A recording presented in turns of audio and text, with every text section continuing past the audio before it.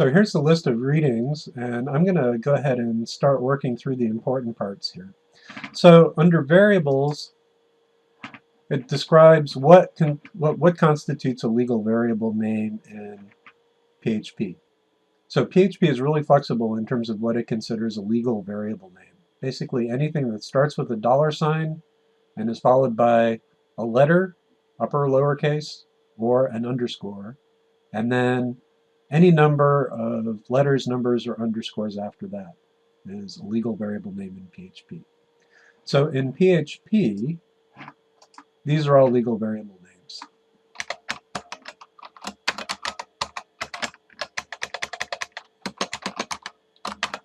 So that's legal, that's legal,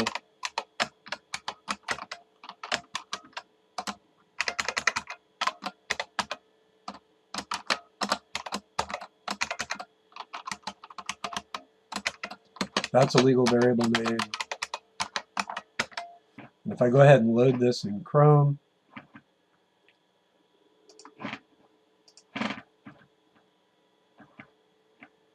we have a breakpoint here, so we can step over. We see it's set $mark to mark, $undermark, and then there was really nothing after this to execute, so we didn't really see the breakpoint. So let me go ahead and echo, this is the end.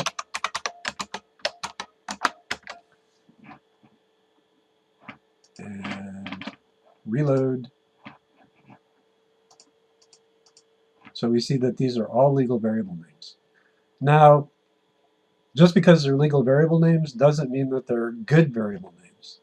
And the way you make a variable name good is to follow a consistent naming convention so that people are less likely to make mistakes later on when they pick up and modify your code, and they're less likely to get confused when they're reading your code. So there are basically two different naming conventions that are in common use in the PHP community. The first is called snake case.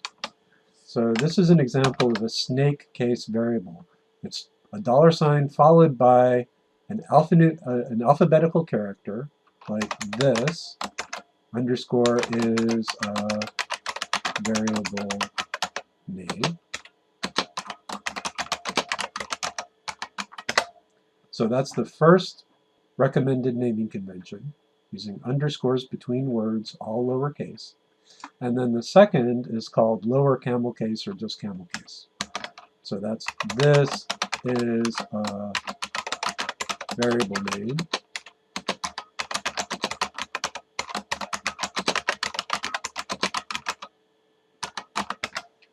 So this is also common in the PHP community. Now, the important part is not to mix these two. So pick one of these and go with it. And for this course, on the whole, I've decided that we're going to go with the snake case. So this is maybe starting to get out of fashion a little bit. It may be that developers are starting to move towards camel case, but right now it's sort of a mix, and you'll find both things out in the wild. The main reason that I'm going with snake case in this course is because more of the built-in function names in PHP are written in snake case. So as I said, you'll see both of them out in industry, but I think that this one is still a little more common, and this is what we're going to use in the course. Now what I've been writing here is actually assignment statements. So variable name followed by equal sign followed by some value. And I've been writing some strings. You can also set some numbers like radius is equal to 5. So they're setting a value of a variable to an integer, a whole number, or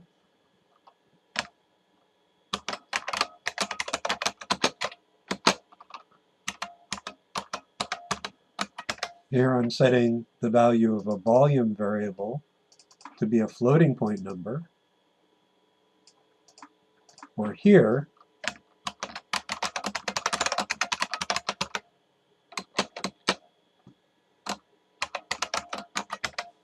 I'm setting the value of an are you happy variable to the Boolean value true. So these are all legal statements in Python, and they follow the naming convention that we're going to be using in this course. So if I want to actually see these values on the page, I can access their values using an echo statement like so. So I can say, for example, the radius is $radius,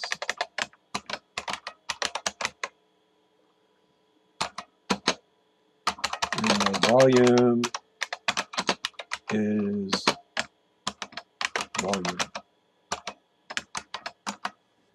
Don't worry about are you happy just yet, because we'll come back to that. So I'm going to go ahead and go to my browser and reload. So I have to stop it from the last time and then hit reload. Now it's not doing anything because I'm still in the previous debugger session. So I'm going to stop that debugger session, and then I'm going to go back.